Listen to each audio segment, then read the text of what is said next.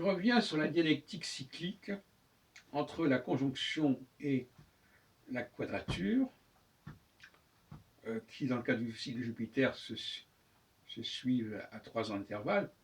Si on admet en plus que la conjonction et l'opposition reviennent au même, dans le cas de ce qu'on appelle la syzygie, eh bien, en phase de quadrature de Jupiter avec l'ascendant natal du leader, le leader va être capable de rassembler autour de lui.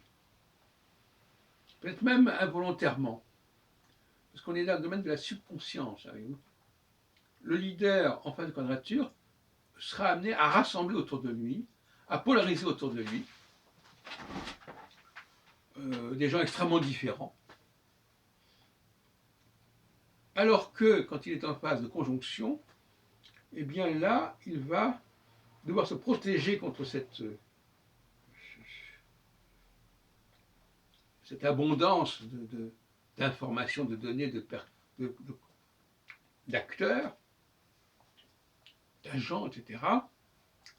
Et donc sa capacité de rassemblement en sera singulièrement atteinte. Et inversement.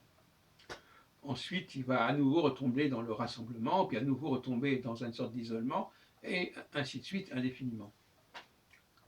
Moi-même, j'ai vécu cela en 2004, lorsque Jupiter était au carré de mon ascendant natal,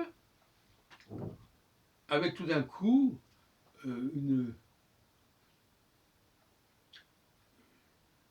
une sorte de rassemblement se constituant autour de moi, de toute la France, des gens qui voulaient participer à une réunion, un congrès que j'avais établi au mois de novembre 2004.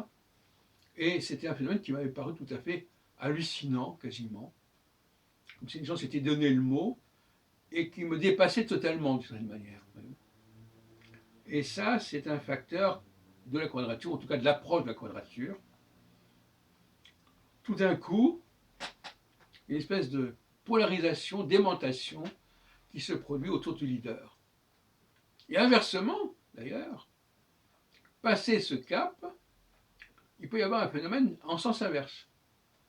Tout d'un coup, les gens ne veulent plus du tout se rassembler autour de ce leader et repartent chacun dans leur coin, etc.